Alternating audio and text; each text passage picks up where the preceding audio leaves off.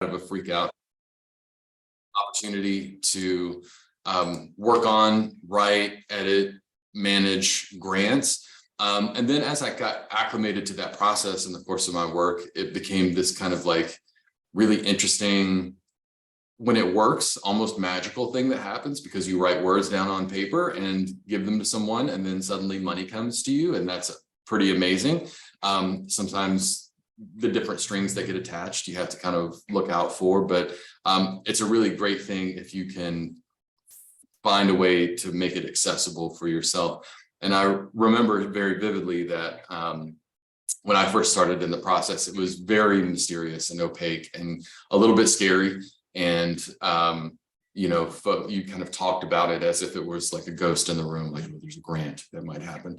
And we'll try to bring those barriers down a little bit through this process.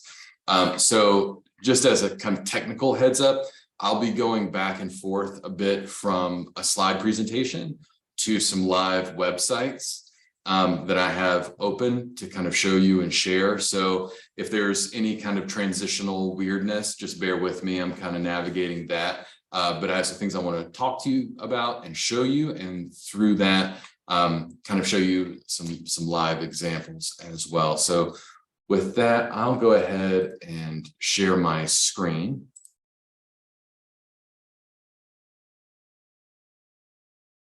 Hopefully everybody can see that. Okay, can you all see a slide in gray that says Daniel Robinson Consulting? I see some nodded heads, so that's great. So that's me. Katie welcomed me. That's basically what you need to know. Some other stuff I'll talk about more later, but I have a kind of a moonlighting business where I do grant writing support, grant review, grant management support, that sort of thing, because as my professional career has transitioned, the need for me to do the grant work day to day kind of toggles and changes. And it's a skill that I certainly don't want to atrophy, because it's kind of a use it or lose it sort of mindset. So it's a way I kind of keep a foot in that world and continue using those muscles. So this is 5 insights for writing a successful grant proposal. So just some kind of tips to help you when you're entering in, maybe if you haven't done it before or have only done it a small amount, that can kind of get you over that edge to feeling like you know what to do and how to approach a grant. And for me, when I'm personally looking at grants that might be useful for the organization I work with, or for someone else that might be useful, it is absolutely kind of an internal negotiation between understanding the risk versus the reward. And the risk in grant writing is the time and effort that you expend in doing the work to write it, and knowing how much back-end work in terms of reporting out there will be, because there is always some, you know, that is the strings attached piece. So you have to know kind of, all right, how much of my personal time, how much staff time will I allocate to this process, versus how much funding will come into me, and is that offset really worth it? And also knowing that it is not a guarantee. You know, you apply for grants and it's a competitive process. So what I'm going to talk to you here is about maximizing that reward and minimizing that risk, because there are really interesting and good ways to identify what will make you lose a grant and not get funded.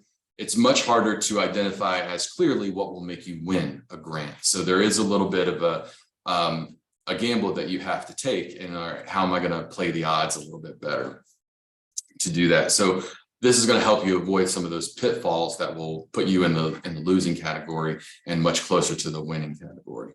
And you need to be as clear-eyed as possible about that. And there are ways that you can become even more clear-eyed that I'll talk about what the risk really is and what the reward's going to be for you. And to acknowledge for yourself, and just in the context of this talk, grants can be hard. You know, they can be opaque and mysterious and can have a lot of reporting, and the proposal process can be onerous. And that's just true. And so it's worth noting that right right up front so you can know, okay, is this level of funding for this thing going to be worth entering into that process? And do I know enough about my own skill set, my own organization, and what this grantor is going to need from me to make that worth the effort? And the truth is that often that is yes, sometimes it's no. So for this grant, for this workshop, we're using an example grant that comes up yearly that would be applicable to some folks at SCCF. So it's relevant, even though it's not a live grant proposal right now, called the Main Street America Backing Small Businesses Grant. And let me see if I can do my, yeah, okay. You all see a live website now and not my slideshow. I'm feeling great about that. So that's a stacking wins, win after win. So this is a live website that you could go to right now that still represents a timeline for the grant cycle that just ended. But again, this has been a grant that's come up year on year. So you can absolutely look at this and say, okay, well, this is something that's most likely going to come up in roughly the same time frame in the next granting cycle. So that's something you can have in the offing and put it in your calendar to say, okay, next mid-February, I'm going to start looking really closely at this grant because that's going to be in my kind of appropriate timeline for working through that. Sponsored by American Express, so you can see that that's a kind of a trusted funder, is someone that, you know, is not going to be in danger of going out of business between now and next year when you're going to be looking at this more closely. And that's a useful thing to do. So you can start getting some impressions about what this grant proposal is like. And this is very similar to any other grant that you're going to kind of go out and find either on a database or if you have access to one. Some grant databases, you have a subscription model, and it's often a nominal fee, and it's usually worth having that subscription if you're going to be engaging in grant writing consistently. Other times you can just kind of Google and, you know, find resources and websites and that sort of thing that help you find that. Thanks, Annika, for dropping that website in the chat. So it's there for any folks who want to click through that and follow along. But this is very typical for what you would see for a grant that you just kind of find. It gives you the broad strokes, some links that you can follow, kind of tells you what the grant is. And then often we'll have some of the eligibility requirements and the application portal. And there's almost always some sort of portal. It could be as simple as like a Google form to something much more proprietary than that, and it varies everywhere in between. But that would be usually listed on the front page as well, along with some of the general dates to keep in mind. So this is the grant that I'm going to be referring back to for the context of this workshop today. So I'm going to go back to my slides. Hopefully everybody can see that still. Can you see slides now? Fantastic. So just for the sake of an example for this workshop, I've just kind of outlined the broadest possible strokes of a sample business that might be looking for a grant to do some things that are in the kind of the framework of this particular grant we're working at. So I just made Bill's Bistro, and a couple of the parameters. It was established in 2020. It's veteran owned. And here are a few things that this sample business that I made up off the top of my head is looking for. They want funds for rooftop solar panels, so they want to improve their infrastructure and reduce and become more environmentally friendly and a little bit more economically stable, so they don't have utility bills to work out. A First Friday arts events. They want some funds to support taking part in those arts events. They want an accessible ramp for renovation for compliance, and they need staff bonus money. So these are things that are kind of like in their broader plan. These are things we're going to need funding for somehow and somewhere down the line. And perhaps a grant venture can be something that they engage in for that. So with this in mind, and I'll be referring back to that some throughout the talk, we're going to just jump right into the tips. So again, if you have any questions, drop them in the chat or jump forward. But my first tip that I think is probably in the hierarchy of these tips, they're not all in order of hierarchy, but this certainly is number one, I encourage anyone who's looking at a grant, and myself included, to really fixate on the details. I mean, like obsessively fixate on the details, because the details will differentiate you into the losing column. So it's if you miss some key detail, that's going to be kind of exclusionary. That's going to kill you all the work that you've done for the grant. So find ways to really manage and fixate on those. They're the foundation on which you build everything in your grant proposal. The reason you know what to do for the proposal is because of what's in the details of those websites and things like that. They cannot always make your proposal. You know, you can't guarantee, because you fixated on the details, that you will absolutely win the funding, but you can certainly guarantee you will lose the funding if you don't fixate on the details. And this is where I kind of want to insert my own personal way of approaching grant proposals and grant writing. And I encourage you to do the same or find your own way, but I like to think of it as kind of a gamified experience, because it is a competitive process.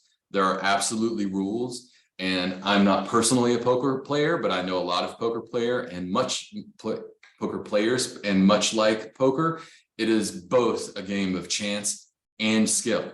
So you have to be fully aware of where your skills lie, but also you can't determine every possible variable. So who the people are who will be reviewing them on the other end of things. Like, you can't really determine that. Sometimes that's still going to be really opaque, and you won't know who those people are. You won't know and understand their backgrounds. So you can't cater anything to them. So those are variables you can't control for. But there are absolutely variables you can control for. And the more you kind of play to those as strengths, the stronger your proposal is going to be, and the more likely you are to find yourself in the winning.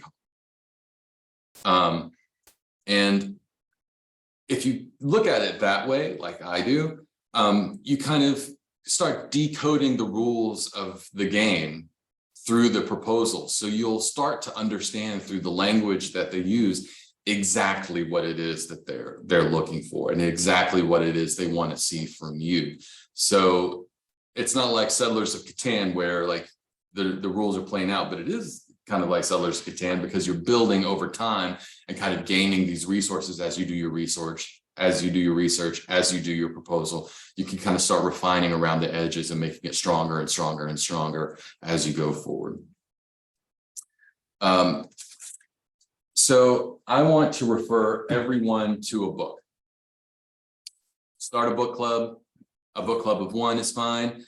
This book, The Checklist Manifesto, by Atul Gawande, who is known for writing lots of different things. The Checklist Manifesto is one. And I will tell you, as a not naturally inclined list maker myself, I'm just not one of those people who's like, I'm bored and feeling a little anxious, I'm going to make a list of like all the things I'm going to do this weekend. That is not my personality. So I've kind of like, if you are one of those people, you're in better shape to start with. But this book did change my perspective a lot, because he talks a lot about the medical professions and about how positive outcomes were enhanced so significantly by, let's say, surgeons and surgical staff implementing and then using robust checklists to go through procedures that led to more people living through very difficult and complicated procedures than were previously, and that can be directly attributed to checklists. This is well known in aviation as well. Every pilot has just an intense checklist that they go through, that's for pre-flight, for things that happen in flight, unexpected stuff that happens in flight. If you've ever seen the movie Sully, which is a great one about the Miracle on the Hudson, when they hit the birds and they realize like things are going really, really badly, what's the first thing that the co-pilot does? Takes out a checklist. And it's shown right there in the movie. That is an actual aviation fact, and it saves people's lives.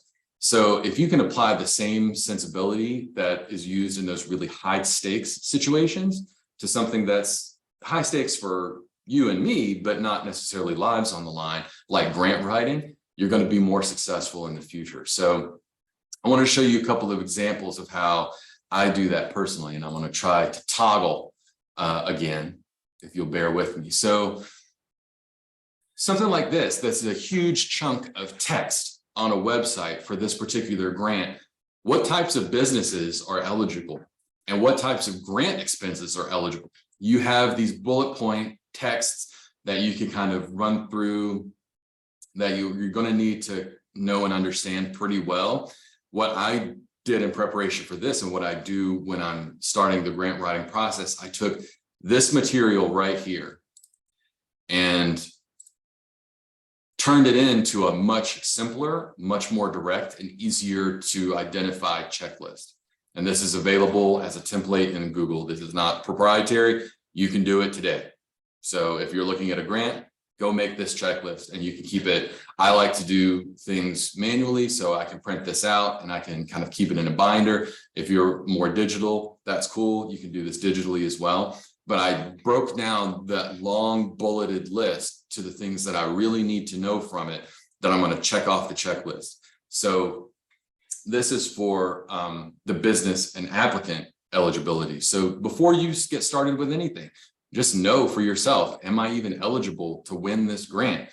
The applicant has to be the owner, at least 51% of the business, has to be 18, it has to be brick and mortar, it can't be an online only business, it has to be non-franchise, has to have 20 or more employees, and the operational stuff. So you can see kind of where I started with Bill's Bistro.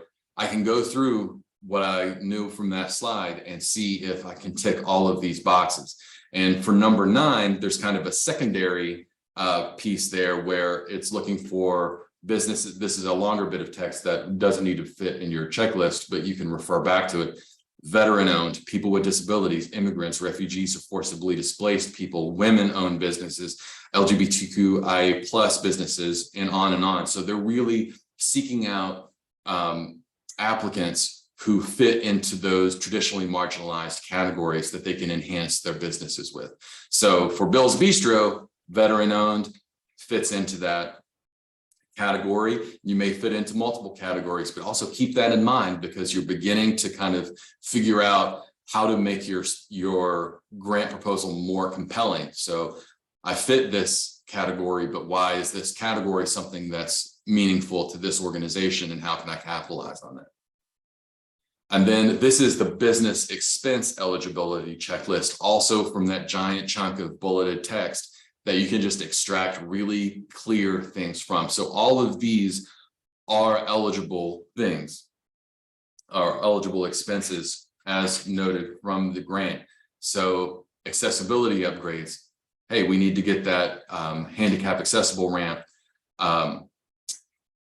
fixed up and become compliant. So this is possible that I can receive funding for that. Community events and programs. My First Friday things. Yes. Equipment and inventory. Not really worried about that. Marketing doesn't need to be something. Operational strategy, physical improvements, et cetera, rent and utilities. Well, I'm going to look really closely if putting solar panels on the roof of my business fits under rent and utilities, or is that just for the straight up expenses? I can determine that if that's the best fit, or one of these other things that I'm more interested in is a better fit. One thing to note, payroll is not on this list anywhere. So those staff bonuses do not fit. You don't want to go down that road because they're not interested in funding something like that.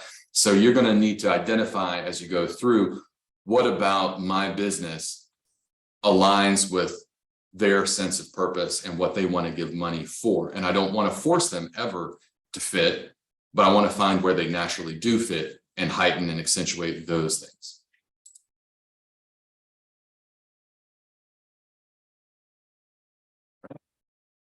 Also, free from Google. Whoops. Oh no. There we go. A free timeline. So you saw that timeline in a text block as well. You can make it very visual and see what your timeline is. So you can look and say, okay, I can actually write this proposal. And I know that in August, between June, when the money is released, and August, when projects with that funds have to be completed, I can actually achieve that in that time frame. Or we've got a lot of other things going on, I can't actually do it. So whether I get funded or not, we don't have the horsepower in the business to make that happen. So that's a really useful thing to know just by breaking it down, just starting that triage piece before you get into the proposal. The number two is tell your story, very important. And telling your story persuasively is vital to any grant proposal. And everything you submit, from the budget to a narrative description of what you need, to your list of employees who will be involved, all of that is part of the messaging that tells your story as clearly as possible. So in your grant proposal, think about the White House press secretary, always stay on message. Never deviate. You have one thing to tell these people and tell it as clearly as possible. There should never, ever be filler in your grant proposal. If it's in there, it should be pointedly toward telling that story persuasively. Never use language, words, sentences. There will almost always be limitations for how much you can put into a proposal. Brevity is key and clarity is key. You can develop language that is commonly used amongst many grants. So the first grant is always the hardest because you can use a lot of the stuff you develop for any grant transferably over other grants. So if you have written like a succinct, beautiful description of what your business is and why it matters in your community, next time you apply for a grant, you'll be editing that rather than writing that to fit into that grants category rather than starting from scratch. And that's really, really useful to know. The more you do it, the better you get at it and the more material you have to compile together. Stay away from jargon at all costs. Either the jargon of the business that you're in or just business jargon itself. My kind of home field is in the arts. There's lots of arts jargon. It's like we're lousy with it. Don't use it. Assume that your reader is an average person with an average education that really wants to give you some money, and speak to them as if you met them on the street. Unless you know, for example, like they ask specifically for some technical thing, which they may, don't use anything technical. Tell your story as clearly and succinctly and compellingly as you can. Use plain, everyday, conversational style language.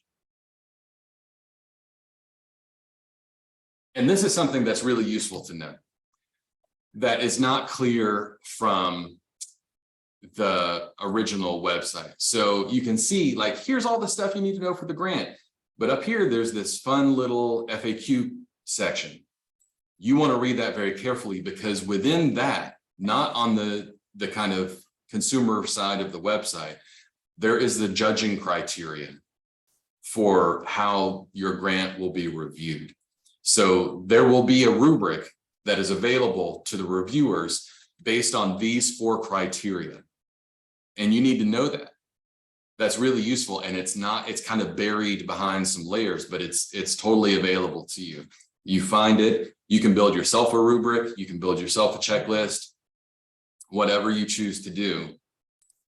And you can refer back to it. Am I hitting all of these benchmarks? And this is also really useful because you can use the language of this judging criteria in your grant. So they're asking for, like, what systemic challenges is your business facing, and do you speak to it? Use that phrase, systemic challenges. So your grant reviewer who's reviewing tens, hundreds of these, maybe, who knows how competitive it is, can say, oh, I don't have to think very hard. That's where the systemic challenges piece is getting addressed. So fold that language back into your proposal. They're telling you right here exactly what they want to know from you, and you can use that language to communicate it more clearly.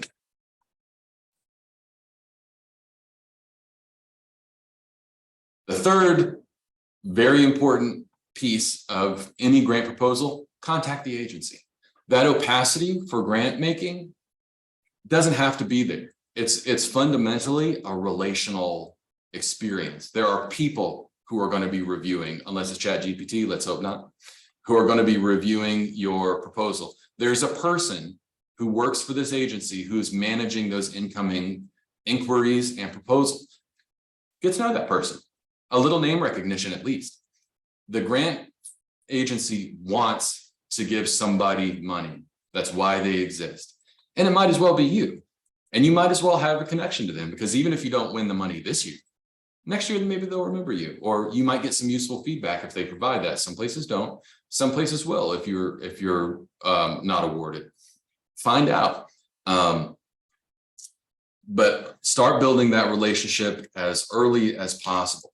So for this particular grant, all they have is that phone number and that email address. But just by emailing them, you get to know them. The person on the other end of that email address is a person named Tia Weiss.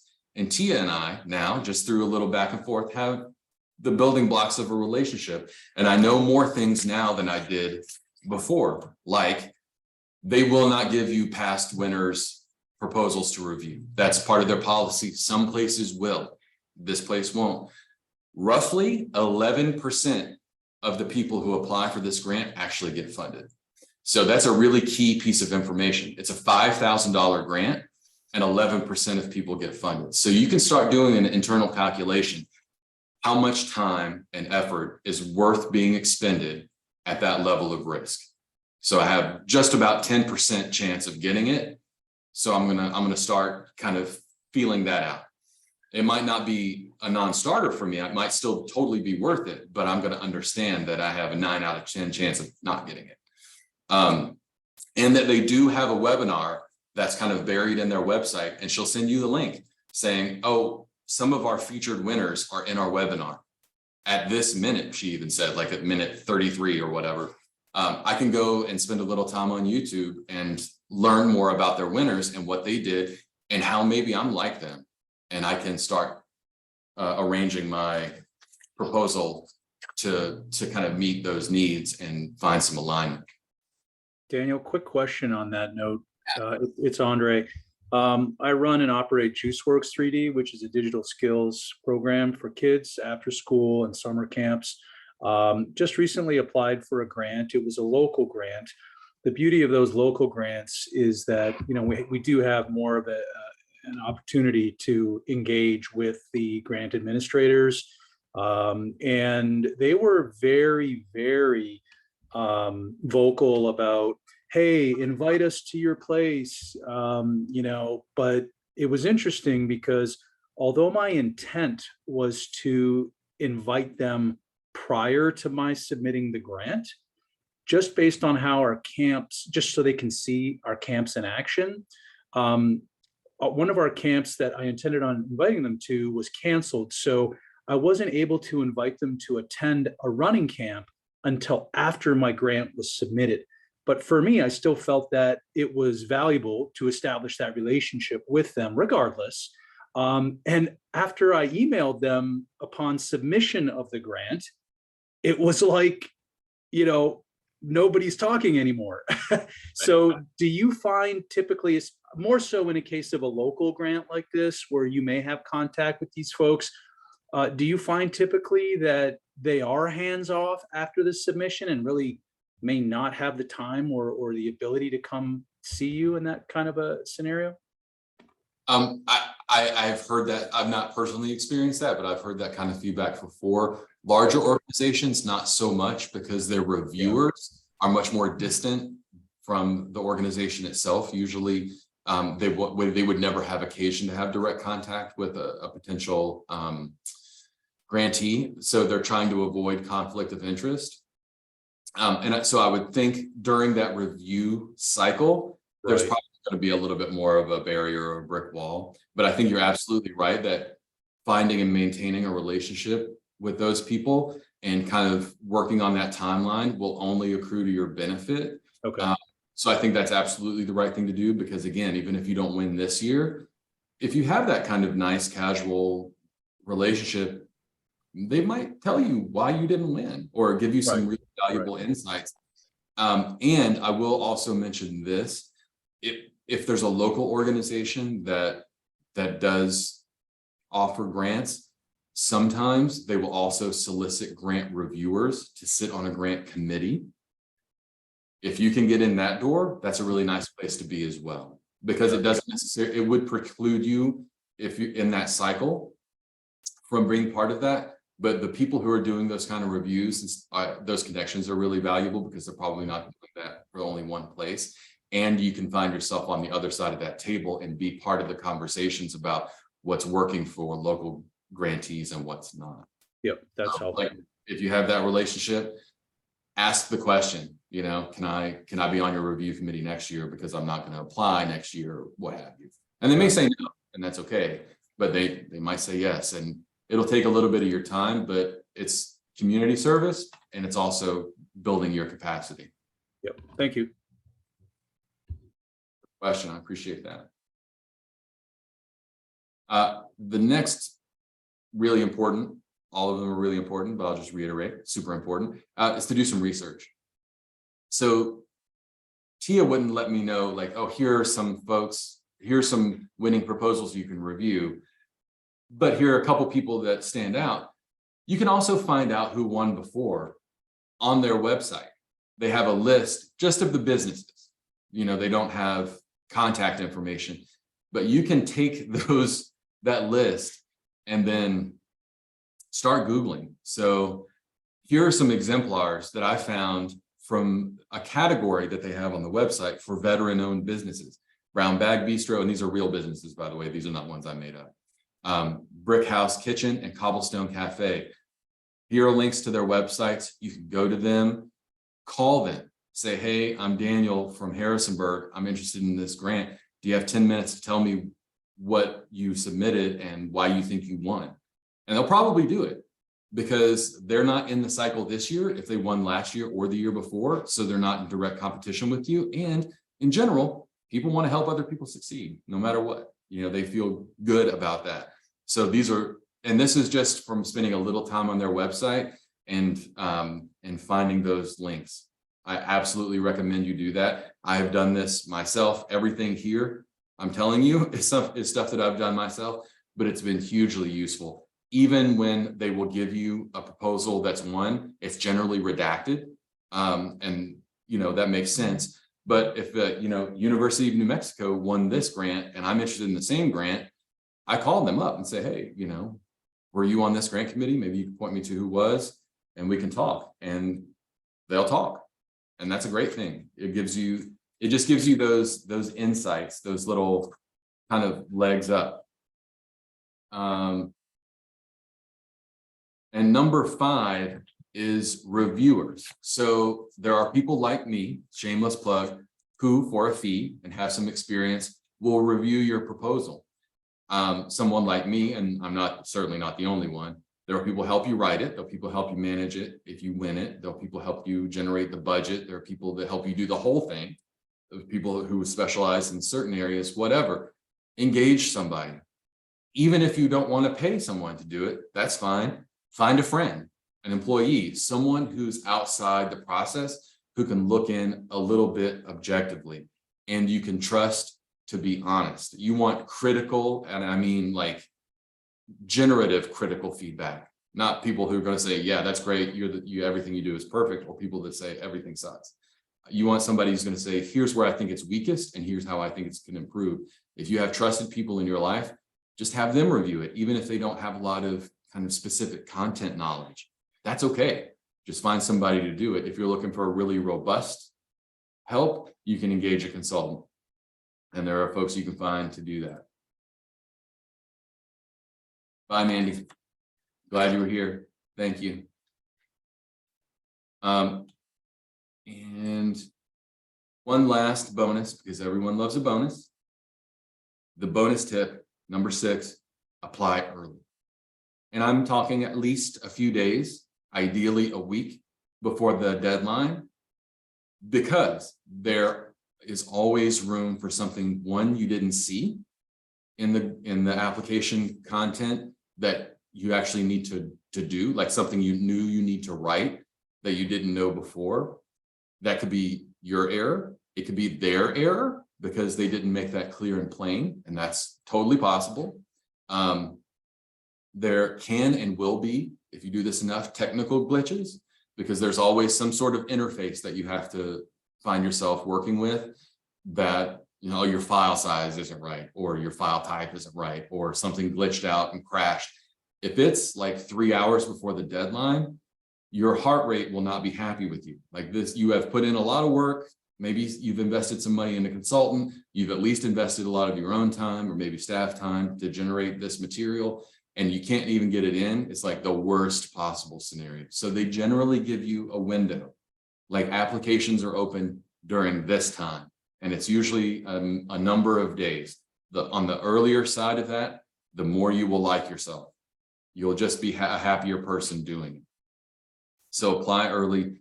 It's devastating after all that work to just not get it in on time. And in my experience, those deadlines are drop deadlines. They will just not consider you if you don't get in by 11:59 on that day or whatever it happens to be. Just out of luck, because that's not something, like there's a lot of before work that they'll typically do with you. That one out of bounds, not going to happen. So apply early.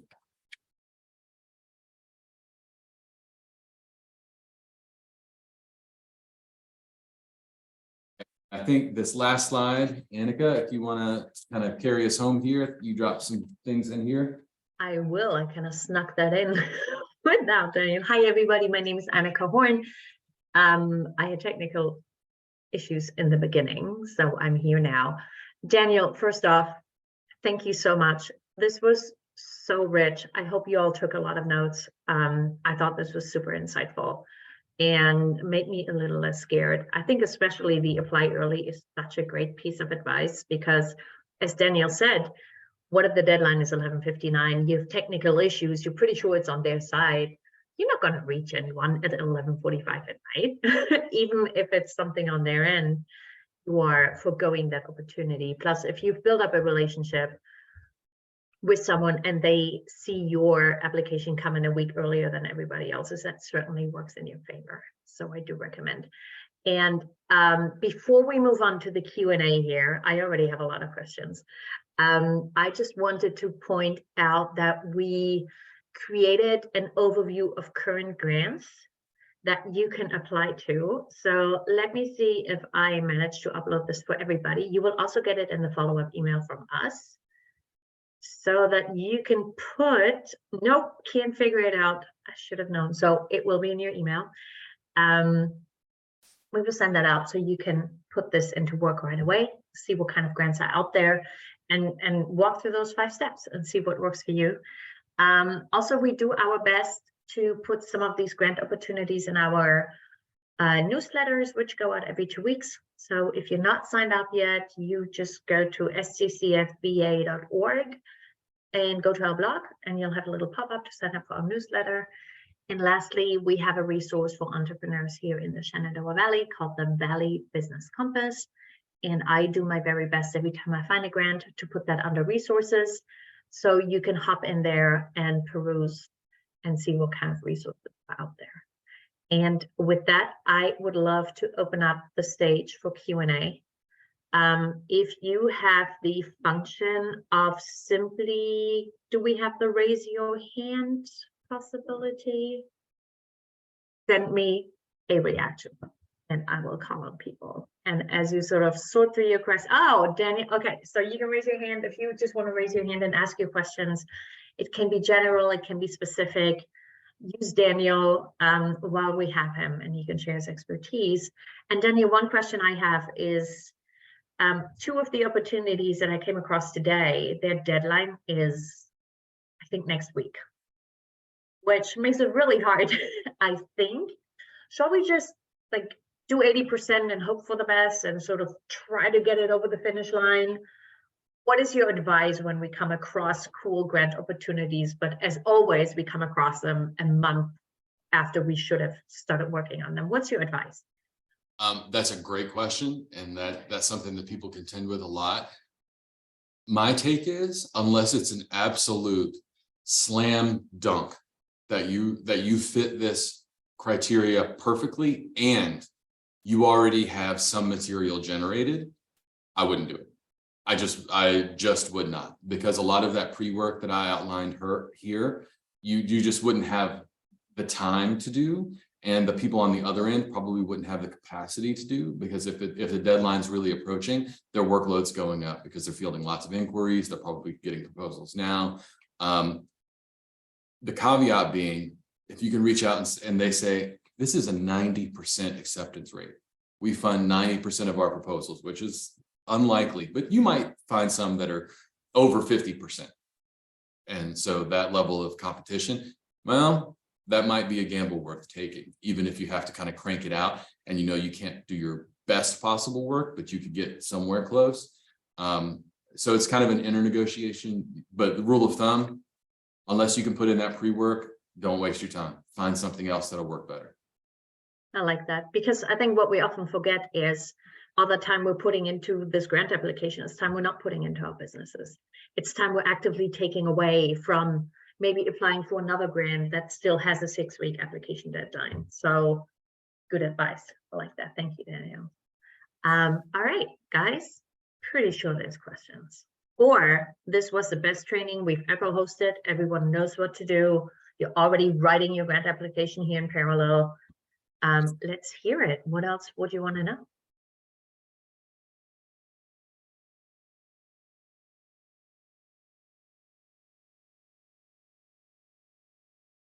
Thank you. Good to see you. All right, last call for questions. Otherwise, I am happy to give everyone 14 minutes back. I think Kelvin is hopping in.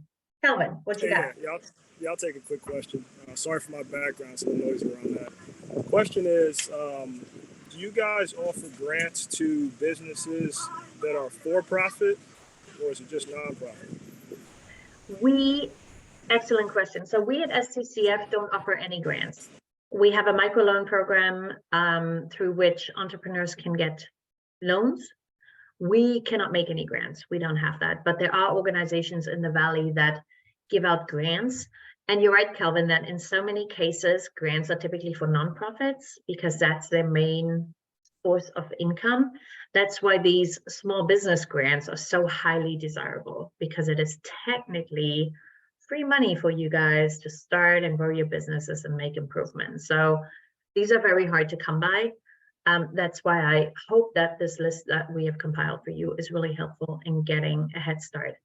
And if you go to our website, sccfva.org, you can click on what we do, fund your idea, and connect with our microloan program, of which Kristen Wong, who's on this call, is in charge. So if you fill out that interest form, she will be in touch with you. I could add there too, Annika, that the grant that we used as a sample here is a granting agency for for-profit businesses, and that's great. But you can see the theme was kind of in the nonprofit-y kind of vein, to put it kind of awkwardly. That there were 4 marginalized folks who are engaged in business for the kinds of resources that would enhance kind of a community connection or engagement and that sort of thing. So that's kind of the way in that I think a lot of for-profit folks could be, that's where you're probably going to find a lot of your grant opportunity and possibility. And then you can use the other kinds of resources that you need for stuff that doesn't fit into those kinds of categories as well.